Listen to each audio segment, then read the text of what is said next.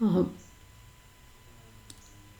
his talk last week on the transcendental approach to reading the suttas, Bhante Sujato spoke about this transcendental layer, the layer of what could be, that tries to evoke a sense of what's possible. And he spoke of it in terms of nibana, and talked about how the way the discourses speak of nibana, it's like it's always there, kind of just over your shoulder, and always a part of everything, even when not being directly mentioned. And even when it is mentioned, there are so many different terms that are used for nibbana in the suttas. And he put up a list of, I don't know, at least 30 or 40, lots of different ways of saying the far shore, gone beyond.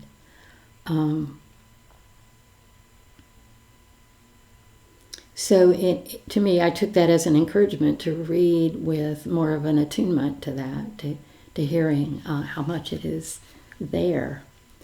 And he raised, as he has before, the question of what would the Buddha's teachings be without nibbana, and spoke about how some contemporary teachers are teaching the Buddhist path that way. For Sujato, and I think for most of you all, and for me, it is this possibility of changing in such a radical way that we no longer produce suffering for ourselves or for others, that makes the path like nothing else, really. That gives it that onward leading quality.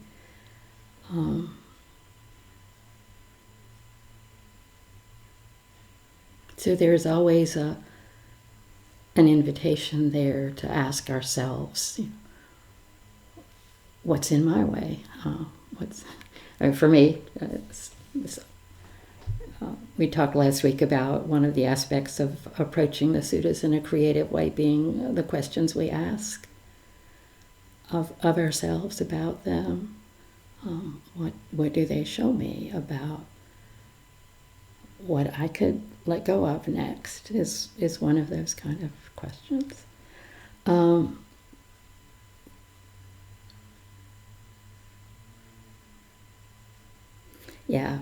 Sujato said something we've heard him say before. He said again, the challenge of the Buddhist teachings is to that kind of radical transformation of our lives here and now, for real. That's what's held out with these teachings. So the discourse, one of the discourses I ask you all to read this week, in the connected or linked discourses, that's number 35.238, which Sujato is named The Vipers. And it offers both a lot of richness around the simile use and also a strong story about what this transcendent dimension has to teach us.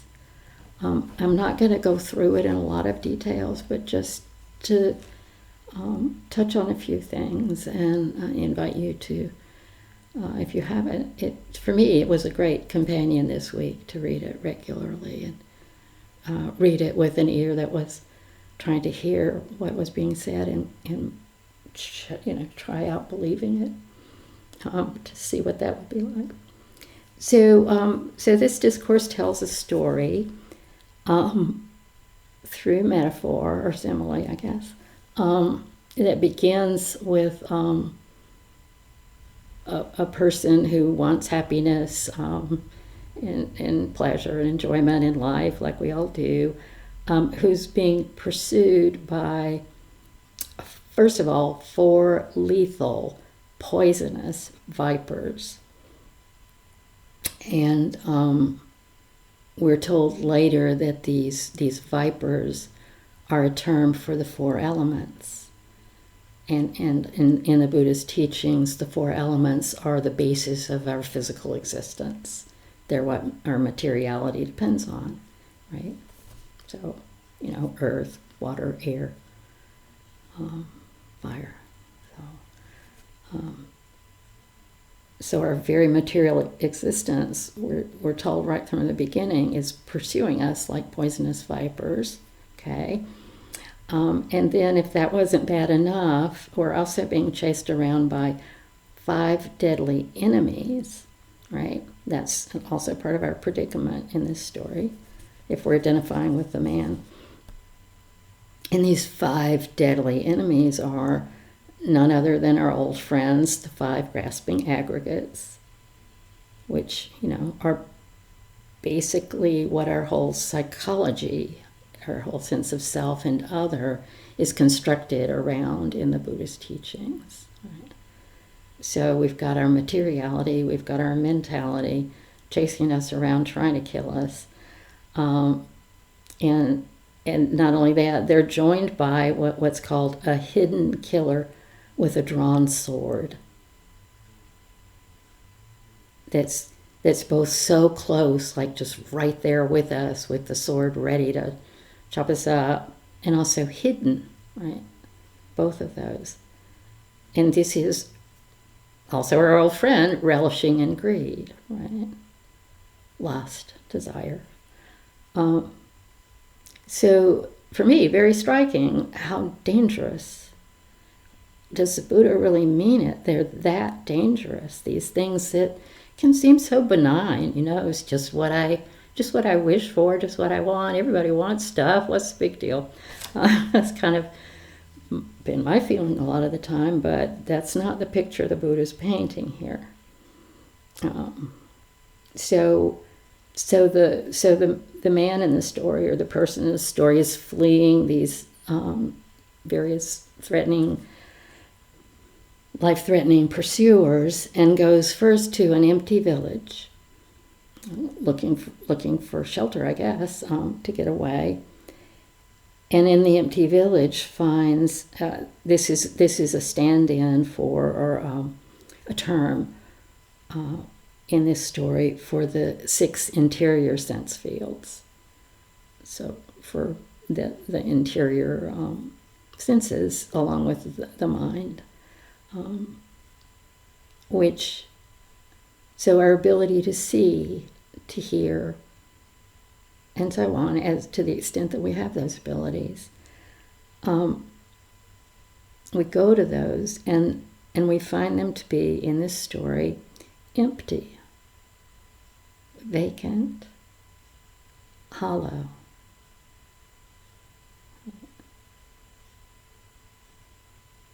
And this is a description that we're invited to practice around with discourses like the discourse to Bahia, that when we really see things as they are, we experience that there's no ground for making a self based on seeing or hearing or feeling or tasting, smelling or cognizing, thinking. They're empty of self. They're just seeing, they're just hearing, that's all. So maybe that would be okay, but what happens next is that the bandits who raid the villages come along. It's a very vivid story. And so there we are in the empty village. Maybe that could be all right, but then the bandits come to raid the village. And these are the 6 exterior sense stimuli, the sense bases. Sights, sounds, and so on, that correspond with the internal sense field. And they come along, bandits raiding the village, and each of the sense fields is, quoting from the discourse, struck by agreeable and disagreeable sights, sounds, smells, taste, etc., experiences through the senses. That's what happens. So can't hide in the village, run, and comes to what's called a large deluge. A large deluge. And this is made up, it's a term for the 4 floods. So running away and stopped cold by the floods of sensual pleasure. You want that sensual pleasure, the desire to be reborn, that desire for existence. There really needs to be a me, don't you think? Our views and our ignorance. And there we are on the near shore, stuck by the floods. And the near shore is described as being dubious and perilous. Very vivid words. And that dubious and perilous near shore where we've planted our feet is the shore of identity. Okay.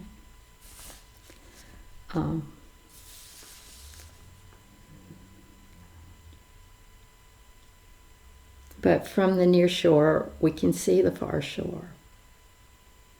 That's a sanctuary that's free of peril. And this is a term for nibana, which Sujato translates as extinguishment, a cooling of all these fires. So the person in the story makes a raft, and the raft is the Noble Eightfold Path.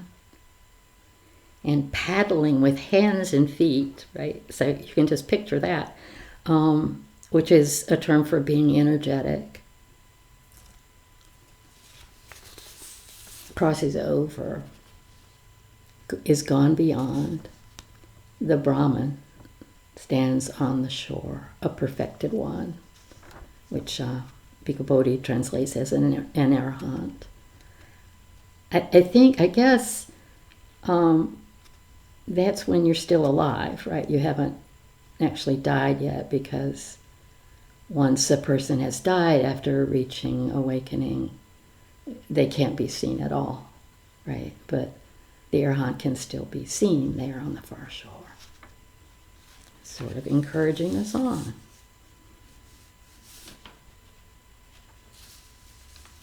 So I find this to be a very, to really do the job Sujato describes, to really have that onward leading and uncompromising. There's not any wiggle room in this story.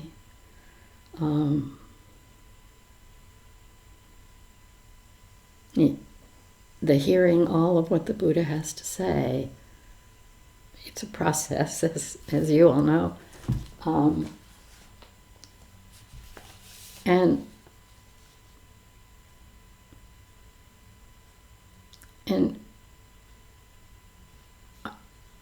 I think what we work on together is being in that process with the hope that we will gradually become more ready to hear what the Buddha is teaching,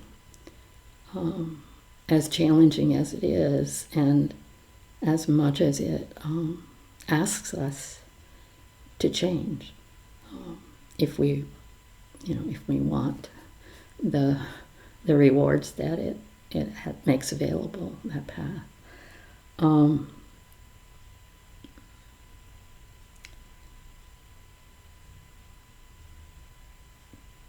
So one of the other things I've been exploring this week has been how does this teaching of the Buddhas about suffering, where it comes from, how to get free of it, how does this teaching relate to the suffering that we see around us in the world, and particularly the suffering that we see in the present and just looming in the future, around the damage that people have done to the planet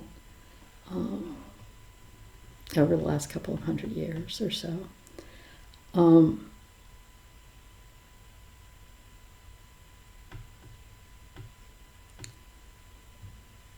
So thinking about this, I go back to some early life experiences that were meaningful to me around trying to respond to suffering. And I'm just going to read you all a little bit about how that started to connect for me this week. In the summer of 1961, young people from different parts of the country boarded buses bound for southern states. Trailways and Greyhound buses that probably weren't even air-conditioned.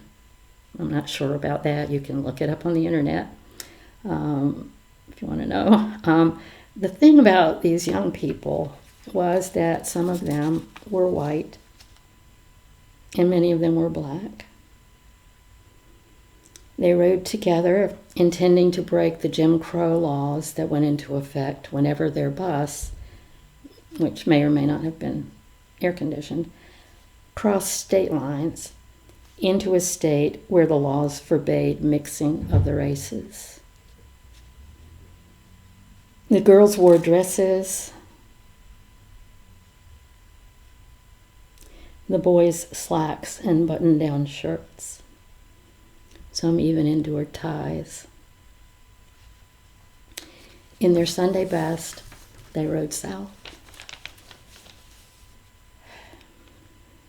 They rode south to integrate the buses and the bus stations that serviced them.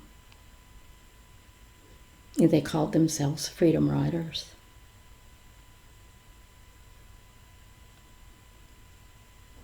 I was 10 that summer when I first heard about the Freedom Riders. I heard about them on the pink plastic radio on our kitchen counter. My mother would play the news every morning while she fixed breakfast. And that summer, while she was listening to the news, I listened too. It's the first time I remember getting up in the morning and deliberately going to the kitchen to listen to the news, to hear about the Freedom Riders, what had happened to them since the day before. And what I heard listening, it changed everything for me. It wasn't just hearing the stories of the young people facing certain arrest at the very least, who still kept coming wave after wave, no matter the risks.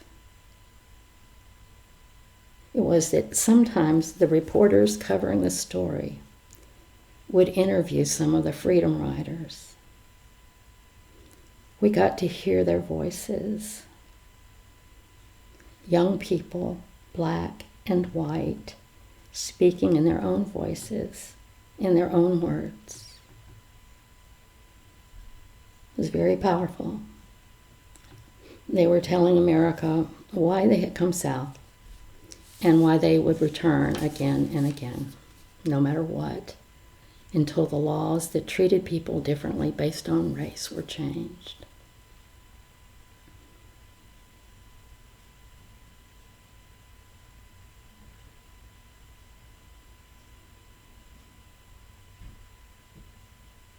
That summer, the Freedom Riders showed us how to be a person in the face of suffering. Speak truth. Be kind. Risk everything.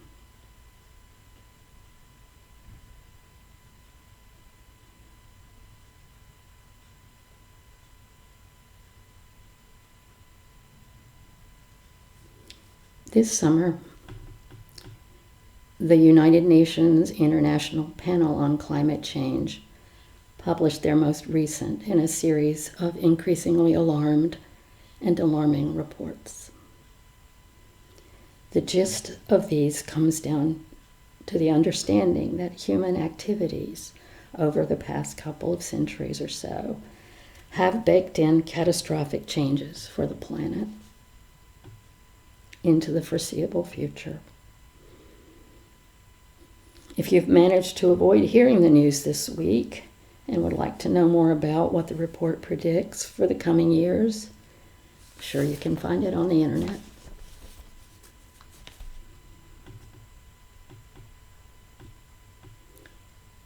But for me, two things happened this week at the pool on Friday that pretty much say it all.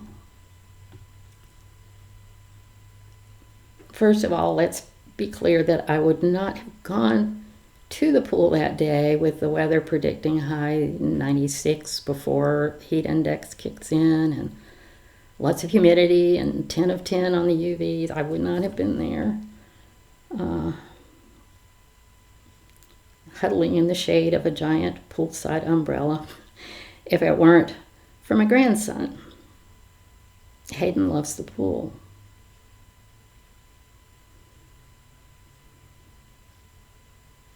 He loves the perpetual game of Foursquare that's always going on the sidewalk by the pool. He loves to see how many wacky ways he and the other kids can find to jump off the diving board. He loves the water chasing games. They all do. They love everything about being at the pool. And for Hayden, it's even better when his best friend Asa is there as well. So we meet up with Asa and his family on Fridays. It's a regular summer thing. This Friday, having cooled down a bit in the water, I sat with Asa's folks in the shade of the big umbrella.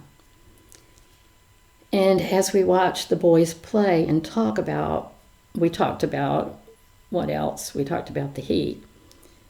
And Asa's dad, Luke, spoke of a friend of his now working in Croatia. Luke's friend reports that the heat there is so severe that she can't wear flip-flops outside because the rubber soles don't adequately shield her feet from the heat coming up while she walks on the pavement. Luke said he thinks that Croatia may be a little north of us, but they don't get the cooling effects of the Gulf Stream. And some of you may know that as temperatures warm at the poles, ocean currents change. So we can't really count on the Gulf Stream to keep cooling us down. But, so back to the pool. The second thing that happened at the pool that told me all I really need to know about how bad things are was that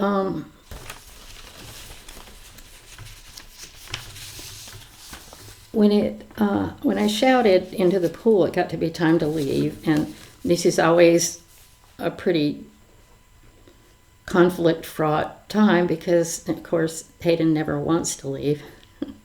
Whoever wants to leave the pool, come on. But and it's usually when Hayden doesn't want to do something, he can be, I'm happy to say, particularly firm about it. So it's usually a big challenge. And but this time, when I shouted into the pool, because Hayden was playing Marco Polo with Asa, like just about the most intense thing you could be doing in the pool. So when I finally caught him with his head above the water and yelled his name, he first of all turned and looked at me, which usually he would ignore me. And when he heard me say it was time to go, he got right out. He was ready. We'd been there less than 2 hours, and we're usually there much longer than that. And I have to, there he is shriveling and shaking from being cold and wet. He doesn't want to go. But this time, he was right out of there, and we went home. So that leaves me, like, where is the bus? I'm ready to ride it. Where are my friends to ride it with me?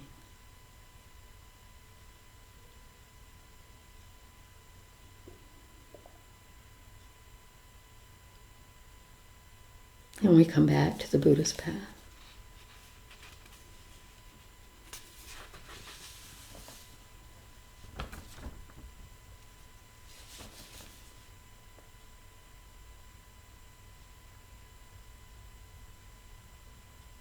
How does a teaching like the one in the discourse on the vipers,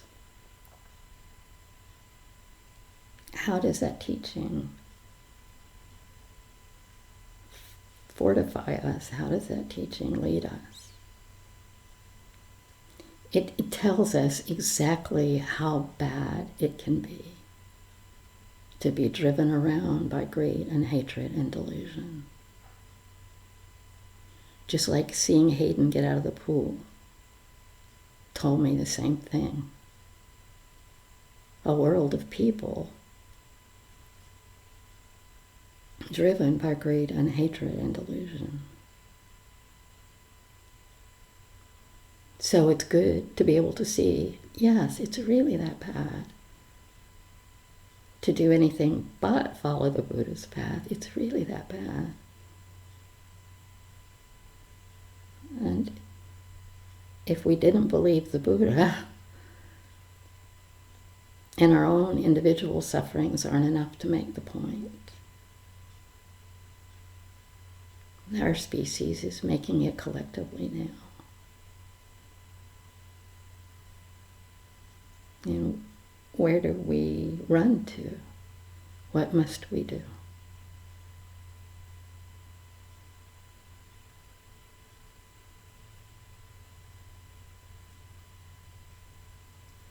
Might not people who are willing to do the work of letting go of our own sources of personal suffering have a lot to offer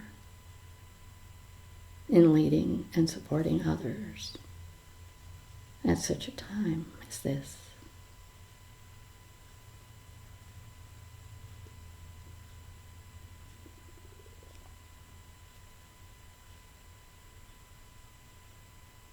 It's the question I'm going to keep asking for a while.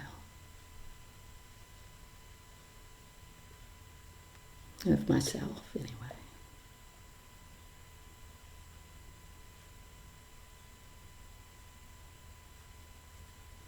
Let's sit for a few minutes.